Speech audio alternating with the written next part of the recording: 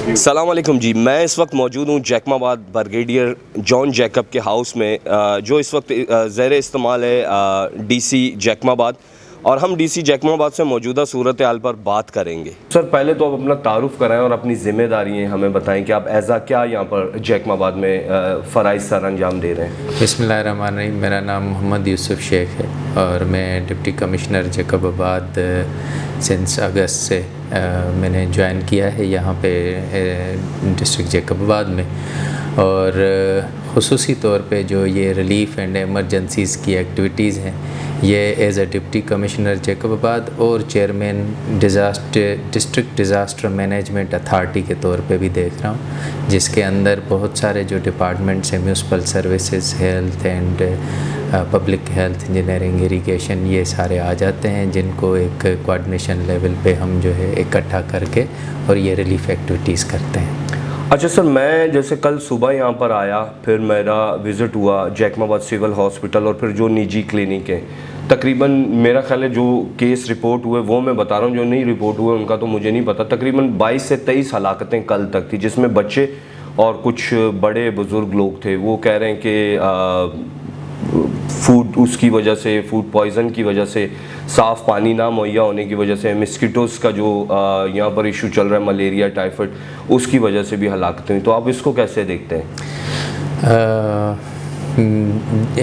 Definitely जितनी भी हमारी जो इमरजेंसीज़ होती है या पानी एक स्टेगनेंट वाटर होता है, उसकी वजह से कुछ न कुछ हैज़र्डियस जो है बीमारियां जो है वो फैलती तो ज़रूर हैं, लेकिन हमने कोशिश ज़्यादा से ज़्यादा यही की है कि मलेरिया पे और गैस्ट्रो और इस तरह की जो कॉमन वाटर बॉर्न डिजीज़ हैं उन पे काबू पाया जाए। एक तो नॉर्मली हम जो एक डेथ अकर होती हैं उन पे भी हम नज़र रख रहे हैं कि उनकी वजह क्या है।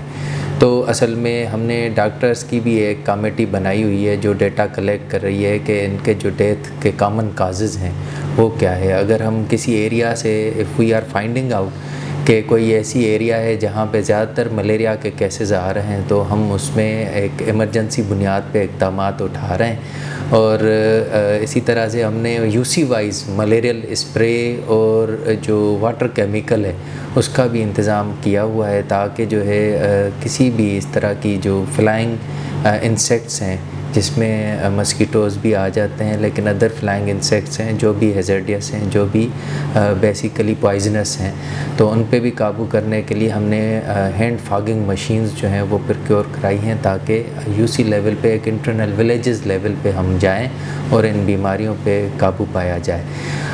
जहाँ तक आपने फूड पॉइज़न वगैरह की बात की है और पानी वगैरह की, तो हमने आरओ प्लांट्स की भी रिक्वेस्ट जो है भेजी हुई हैं। एक दो आरओ प्लांट्स नए भी लग गए हैं, लेकिन कोशिश हमारी ये ज़्यादा है कि इसको स्केल अप किया जाए, इसमें किसी भी तौर पे जो है ना कोई कोताही जो है ना बरती जाए। कोशिश है कि मेडिकल कवर प्रॉपर दिया जाए। डेथ अगर 20-22 या इस तरह से अगर कोई जो है ना जो सर्टिफाइड किस्म की जो है वो हो रही हैं, तो हम उसको ख़ुद ही जो है इंस्पेक्ट करा रहे हैं और डीएचओ और सिविल सर्जन्स जो रिपोर्ट दे रहे हैं उसके मुताबिक हम एमरजेंसी एंड रिलीफ प्रोवाइड कर रहे हैं। अच्छा सर, पीने के आरओ प्लांट के ऊपर बात की, आई थिंक सो कुछ अर्सा पहले यूएस की एड के ताउन से कुछ एक काम हुआ था जिसमें मैंने विज़िट किया, वो एज इट इज़ वैसा ही पड़ा हुआ है। फ़ंड आता है, फ़ंड लगता कैसे यूटिलाइज़ होता है? देखिए, as I already told you that मैंने ज्वाइन किया है अगस्त के फर्स्ट वीक में, इसी 2022 के उसमें। तो सबसे पहले जो मेरी मीटिंग हुई थी वो यूएसएआईडी और पब्लिक हेल्थ इंजीनियरिंग वालों के हवाले से हुई थी। तो प्रोजेक्ट्स हैं कुछ जो बन तो गए हैं, लेकिन उनको अप करने के लिए अब उनको फाइनल जो है आउटलेट्स जो है वो देने हैं, उनको फाइनल एक टचेस रिक्वायर्ड है। अब ड्यूरिंग दिस टाइम हमारे पास ये जो पूरा एक फ्लैश फ्लड का एक जो है ना सिचुएशन क्रिएट हो गई है, तो हम इसमें डेवलपमेंट के कुछ काम हैं जिनको हम बिल्कुल ही फाइनल उस पर कराना चाहेंगे। उसमें हमारी यूएसएड वाली जो ये स्कीम है इसको प्रायोरिटी बेसिस पे है, लेकिन अभी आरओ प्लांट्स भी हैं, उसके अलावा वाटर सप्लाई के दूसरे प्रोजेक्ट्स भी हैं जो लाइनिंग वगैरह है पूरी। तो अभी हम कोशिश कर रहे हैं, अभी सिचुएशन आहिस्ता आहिस्ता बेहतरी की तरफ जा रही है, मतलब डेवलपमेंट हम करा सकते हैं। तो यूएसएड वालों के जो प्रोजेक्ट है उसको इंशाल्लाह ताला प्रायोरिटी पे रखा गया है और कोशिश करेंगे कि जल्द से जल्द जो हमारे आरओ प्लांट इस्टेब्लिश तो हो चुके हैं लेकिन उनकी लाइनिंग बाकी है, ऑपरेशन उसमें नहीं है, ऑपरेशन कंडीशन में नहीं है, क्योंकि उसकी लाइन्स क्रिएट करनी है ना, उनकी जो सप्लाई लाइन्स हैं उनमें कहीं ना कहीं अभी तक काम रहता है। तो इंशाल्लाह ताला वो कंप्लीट करा लेंगे हम जल्द। ठीक है। अच्छा, आपने कहा कि आपको ये जो मौजूदा हालात हैं जैसे फ्लड आ गया और इसमें जो लोग मुतासिर हुए, अफेक्टेड लोग हैं, काफ़ी सारे लोगों के साथ हमारा बात करना हुआ कल के दिन में। जैसे कोयटा रोड के ऊपर मैं था तो वो मतलब नाराज़गी का इजहार करते हैं। वो ये कहते हैं कि जी हमें गवर्नमेंट की तरफ से जो निजी NGOs है वो हमारी हेल्प आउट कर देती, लेकिन सरकार की तरफ से हमें कोई ऐसा वो नहीं ऑल्टरनेट नहीं मिला। अच्छा देखिए, थोड़ा सा इस सवाल पे और थोड़ी सी इसका बैकग्राउंड और पूरी तफसील थोड़ी सी मैं आपको दूंगा। जैकबाबाद के अंदर 44 यूसीज़ हैं, यूनियन काउंसिल्स हैं, ठीक है। और यहाँ की जो 2017 की जो सेंसस है उस लिहाज से आबादी है 1.1 मिलियन, 11 लाख के करीब। अब तो कोई 12 लाख के अराउंड कहीं ना कहीं आबादी हो गई होगी। इसमें जो मोस्टली अफेक्टेड यूसीज़ हैं वो 28 यूसीज़ हैं जिनमें वाटर वेज पड़ते हैं, जो वाटर वे के हवाले से है। ठीक है। 28 हाईली अफेक्टेड यूसीज़ के अंदर अगर पॉपुलेशन का हम मजमूई तौर पे एक जो है ना कैलकुलेशन लें तो वो पड़ती है कोई 5,70,000 के करीब। अगर हम डिस्प्लेसमेंट की बात करें तो हमारे पास डिस्प्लेसमेंट जो है यही फिगर अराउंड डिस्प्लेसमेंट की है, अदरवाइज़ 500,000 डिस्प्लेसमेंट है। ठीक है। 500,000 तक एकदम 2 दिन 5 दिन 10 दिन तक पहुंचना हर जो है ना गवर्नमेंट अकेले का काम नहीं है।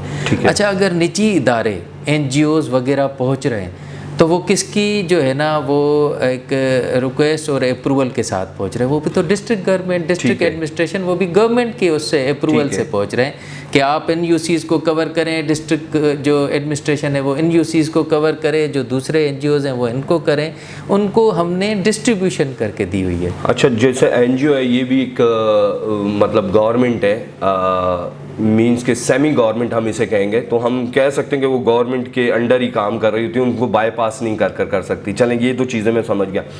हेरिटेज को दुनिया के अंदर बड़ी अहमियत दी जाती है।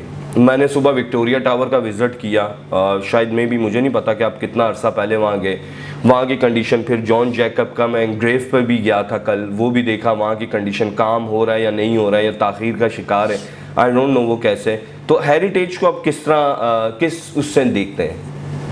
अच्छा, उसके अलावा भी कुछ बहुत सारी चीज़ें हैं। हेरिटेज जो है वो विक्टोरिया टावर के अलावा हमारे यहाँ पिजन हाउस है, जिस हाउस में आप बैठे हुए हैं, this is also Jacob house, और ये 1852 में बना था, और this is also the kind of the heritage point. इसी तरह से हमारा police headquarter is also the heritage point. इस तरह की चीज़ें हैं। देखिए, मैंने आपको थोड़ी सी ये चीज़ बताई कि हम अभी फ्लड सिचुएशन में आ गए, ये 1-2 महीने ऐसे हमारे जो है आ गए हैं। इससे हम जैसे ही इंशाल्लाह ताला निकलेंगे, हमारा मार्क करने का इरादा है, और जो हमारी डिस्ट्रिक्ट हेरिटेज कमेटी बनी हुई है उसके थ्रू हम एक जगह जो है वो हम खुद विज़िट करेंगे और इंशाल्लाह ताला इसकी मेकिंग हम करेंगे।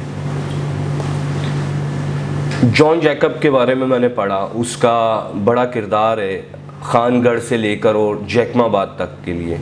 क्या हम समझते हैं आज भी जॉन जैकब का जैकमाबाद है या चेंज हो गया? देखिए, आप ये इस पे सवाल बड़ा सवाल तो नहीं करना चाहूँगा, लेकिन आई वुड से कि क्या आबादी वही रही, क्या एरिया वही रहा? This is also the Khangarh area in those days, ठीक है, जहाँ पे हम बैठे हुए हैं, क्योंकि इसको हम अपर फ्रंटियर सिंध बोला करते थे, क्योंकि ये फ्रंट लाइन ऑफ सिंध था। और ये सारी जो कमांड एरिया थी वो मिस्टर जॉन जैकब ने जो है पूरी एक बनाई, खुद ही इसको जो है प्लान किया था। इसका एक अच्छा सा पुराना मास्टर प्लान, हाँ मास्टर प्लान बना हुआ है। फर्स्ट स्ट्रक्चर जो है वो जो बनाया था मास्टर प्लान के तहत, दैट वाज आल्सो गुड। देखिए बहुत सारी चीज़ें वक्त के साथ चेंजिंग उनकी होती रहती है। पॉपुलेशन इज़ आल्सो इंक्रीजिंग, और हमारी बिल्कुल जो थोड़ी सी सोसाइटी लेवल पे जो इंफ्रास्ट्रक्चर है वो भी चेंज होता जा रहा है। तो ज़रूरत है मास्टर प्लान की, ज़रूरत है कि रिवाइव किया जाए, हाँ रिवाइव किया जाए। लेकिन हम सिचुएशंस में हैं अभी, और इसको थोड़ा थोड़ा करके इंशाल्लाह आहिस्ता आहिस्ता करके इसको अगर कम्प्लीटली नहीं तो थोड़ा बहुत मास्टर प्लान पे ले आएंगे। अच्छा सर, एक आखिरी सवाल आपसे, क्या हमारे काम करने के दौरान या हमारे फ़राइज़ के दौरान कुछ सियासी प्रेशर होता है हम पर?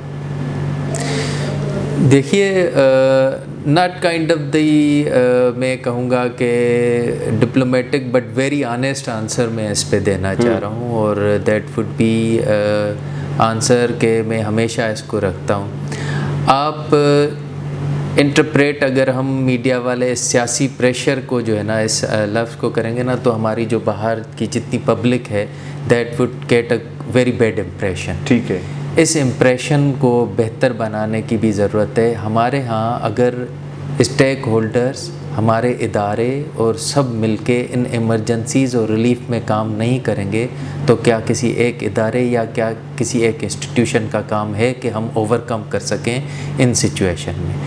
तो ना कोई प्रेशर, ना कोई इस तरह की चीज़ है कि जो है कोई एक एरिया को जो है कंसंट्रेट किया जाए या किसी इस तरह पे कंसंट्रेट किया जाए। देखिए हर किसी का अपना अपना किरदार है, उसको किरदार को निभाना भी है और उसकी फिर इम्पॉर्टेंस भी है। Media kind of the fourth pillar जी। अगर मैं कहूँ कि they are indicating some areas where district administration has not reach, तो मैं क्या ये कहूँ कि they are putting the pressure on district administration? No, they are indicating the area. ठीक है, तो कोई प्रेशर की बात नहीं होती है, बेसिकली साथ मिलके इंडिकेशन और मिलके कोऑपरेशन के साथ काम। सम टाइम कुछ MNA MPs कुछ मिनिस्टर होते हैं जो अपने वोट बैंक को नज़र में रखते हैं। देखिए टेंट या इस तरह की जो वाटरप्रूफ जो टारप्लिन शीट्स या इस तरह की जो चीज़ें होती हैं वो कॉमन मैन्युफैक्चरिंग नहीं है। मैं कोई जाके और 1 किलो आटा लेके आया और किसी को दे दिया, this is not kind of the common manufacturing कि मैं टेंट लेके और दे दूँ। ठीक है, ये हमारी मैन्युफैक्चरिंग जो है स्पेशल मैन्युफैक्चरिंग है। 2010 में फ्लड आया, 2012 में आया, उसके बाद 10 साल कुछ भी नहीं है। तो टेंट वाला जो मैन्युफैक्चरर होगा वो कहेगा मैं तो नुकसान में चल रहा हूँ। अगर उससे पूछें हम 2018 के अंदर कि भाई टेंट तुम्हारी जो मैन्युफैक्चरिंग है वो कितनी कमा रही है, तो वो कहेगा कि मैं तो नुकसान में हूँ, मैं तो बनाए जा रहा हूँ, कोई लेके नहीं रख रहा। तो दिस इज़ काइंड ऑफ हमें यही समझना पड़ेगा कि जब तक हमारी सप्लाईज़ सफिशेंट नहीं होगी, जब तक ये सिचुएशन जो है ना वो रहेगी कि हमारी एरियाज़ में कंप्लीट सफिशेंट सप्लाईज़ नहीं है।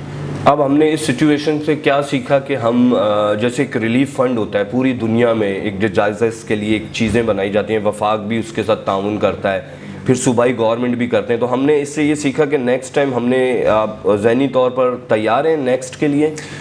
बहुत अच्छी इंडिकेशन है इस पे। I really appreciate every media, और आपने भी एक अच्छा क्वेश्चन उठाया। 2 तरह की चीज़ें हैं, एक तो ड्रेनिंग आउट वाटर, ठीक है, उसकी स्कीम और उसकी जो चीज़ें हैं वो करनी है, हमें एनी हाउ करनी है। ठीक है, फ्लैश फ्लड को इस तरह से आप जो है फाइट नहीं कर सकते हो कि उसको टेंट दे दिया, उसको राशन बैग दे दिया, उसको ये फ्लैश फ्लड को फाइट करना है तो draining out of the water, पानी को रास्ता देने के तरीके ढूंढने। कौम को बेकारी नहीं बनाना, कौम को बेकारी नहीं बनाना, ठीक है। उसको सप्लाईज में आप जो है नहीं डालें, हम जो है उनको वाटर ड्रेन आउट करने के लिए। तो जो हमारी इनकम्प्लीट सी स्कीम्स ड्रेन आउट वाटर के लिए चल रही हैं उनको कंप्लीट करना बहुत ज़रूरी है। Thank you so much. कोई पैगाम देना चाहेंगे जैकमाबाद की आवाम को? जैकमाबाद में आपको मैं जैकमाबाद की आवाम, ताजर बिरादरी, उलमा की जितनी बिरादरी है, मीडिया की जितने भी ब्रदर्स हैं, उन सब का मैं शुक्र अदा करता हूँ। उनकी मतलब I am very much thankful, very much grateful.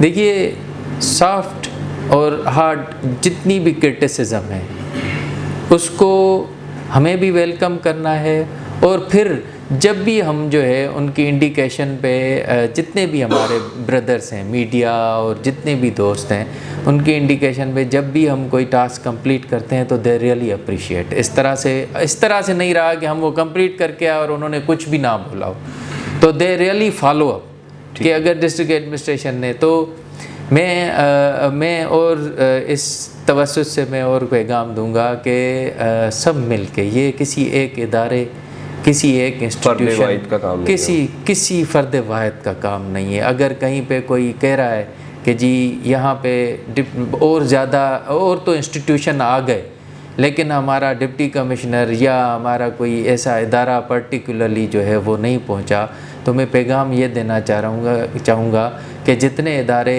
चाहे वो non governmental not to profit organisations हैं या फलाही इदारे हैं, उनकी बड़ी मेहरबानी है कि वो आए हमारे साथ मिलके और उन्होंने यूसी वाइज लोगों को कवर दिया है।